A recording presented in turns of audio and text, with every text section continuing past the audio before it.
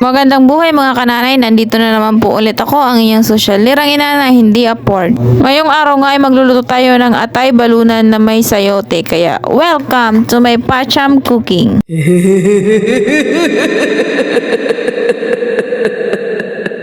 Nagpainit lamang pala ako dito ng kaldero at nilagyan ko ng kaunting mantika, saka ko ginisa yung bawang sibuyas tsaka yung kamatis. Oh, wow!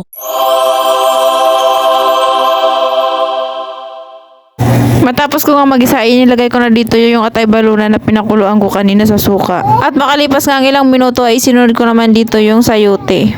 At syempre, hindi mawawala yung mikos-mikos natin insan. Nilagyan ko lang pala ito ng kaunting asin tsaka tubig.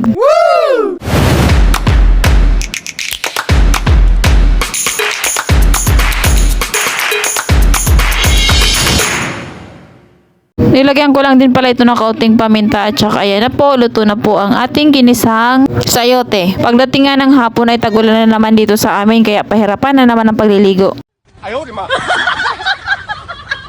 O siya, hanggang dito na lang. Kung nagustuhan mo mga ganap ko sa buhay, please like, follow, and share. Hanggang sa muli, paalam. Thank you for watching.